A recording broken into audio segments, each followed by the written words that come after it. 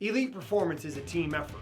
In order to help those that you lead reach their full potential, you have to work on becoming a more effective leader and also teach leadership skills to those who you coach.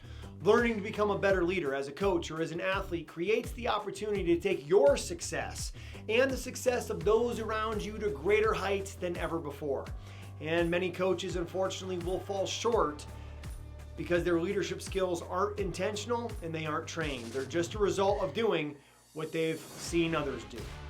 In this video, around Pillar 9, leadership, I want to train you in the 6 C's of leadership that will make you a better leader as a coach, a better leader as an athlete, a better leader as an executive or a parent, so that you can have maximum influence and impact on those who you lead. If you want your team or organization to go from being coach-fed to player-led, if you want that leadership to start in the locker room and then translate out to the field, or start in the boardroom and translate out into the community, into the world that you're serving, it starts with understanding what leadership is. Leadership is a trainable skill, and leadership is simply your ability to have influence and impact on others. And that influence and impact is driven by one word: trust. The more that someone trusts you as a leader, the more influence, the more impact you're going to have, the longer they're going to stay with you. See, when people stop following you as a leader, it's often because your influence, your impact, your connection with them has eroded because the trust has eroded. So I want to share with you what I call the 6 C's of effective leadership.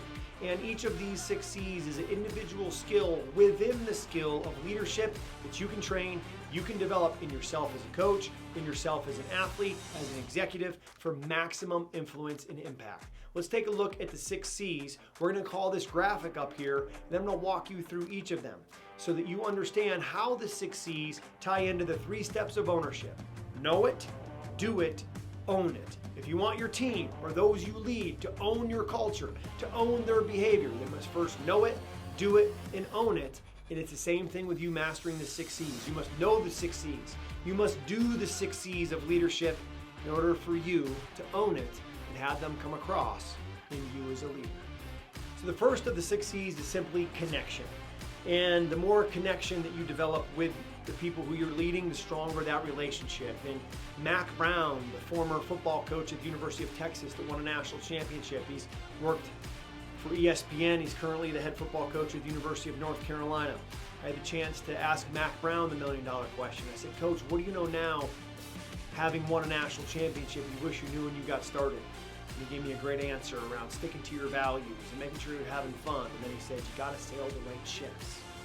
And I said, what do you mean by sail the right ships, Coach? He said, you got to invest in relationships before you win championships. He says, you got to invest in relationships if you want to have great leadership. So the first aspect of investing in a relationship is to build that connection. The second C is to have character. Character is you operate out of principle, not preference. You operate out of a set of guiding principles that dictate this is who you are, this is how you behave, not preference of what I feel like in that moment, and you're inconsistent. Which leads us to the third C, which is consistency. And consistency in your energy, consistency in your decision making, consistency in how you go about doing your job and how you behave as a leader, consistency in how you treat others and how you treat yourself. Because when you're consistent, people know what they're going to get and they can trust you. The fourth C is communication. You've got to be able to communicate, but now especially through a video. You've got to be able to communicate in writing. You've got to be able to communicate when you get in front of the group. There's a lot of people who you'll find that you read their book and they sound great and you love the book, and then maybe you're disappointed when you meet them in person or see them speak because they're not as good as the speaker as they are as a writer. And you want to be able to excel as a leader in all of those communication aspects through social media, in person, in writing. You want to make sure all of those align and you're working on those skills of communication because those skills are all trainable. The next C is what we call courage. And courage is the ability to have the difficult conversation. Courage is the ability to face fear and go anyway. See, there's a big mistake, I think, in the field of leadership that people think you have to be a fearless leader. But that just doesn't happen. That's just not reality. Everyone has an element of fear. Whether it's snakes, whether it's public speaking, whether it's a fear of letting other people down, everyone has an element of fear. learning to use fear as fuel, teaching others to use fear as fuel, learning that fear is just false evidence appearing real. And if you feel the fear going anyway, we call that being courageous. And it's one of the biggest challenges I see in student athletes that we look at as leaders, both in high school and college and even in professional, is they lack the courage to have the difficult conversation with the athlete on their team, the friend who needs to hear it. It's one of the biggest gaps I see in relationships, in marriages, with the clients who I work with one-on-one, is they just don't have it in them to have the courage to have the difficult conversation, either with their spouse or with themselves. So let's get past being fearless and let's dive headfirst into being courageous, which is the ability to face the fear and go anyway. And once you've executed in being courageous, the next C, the sixth C, is to continue to build competence. What is competence? Competence is simply your skills. So continuing to work on your competence as a leader, continuing to work on the competence in the field that you work in. If you work in coaching, competence as a coach. If you're an athlete, competence in your sport. Because when you're competent, what does that allow you to do? That allows you to be a model for other people to see. And as we all know, leadership is caught more than it's taught. And we're teaching leadership here, but I want you to know that the leadership you have in your organization, in your team, in your school is going to be caught. And when you have high levels of competence, high levels of skill, it's easier for other people to catch that from you because you can be the model that they need to see. And in leadership, my friend Steve Smith, he was a longtime baseball coach at Baylor University.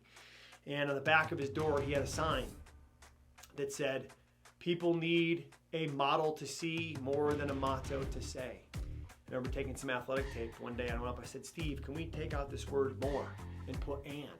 So it went from people need a model to see more than a motto to say, and we made it people need a model to see and a motto to say. Because the words that you use are part of communication. It's one of the 6 C's.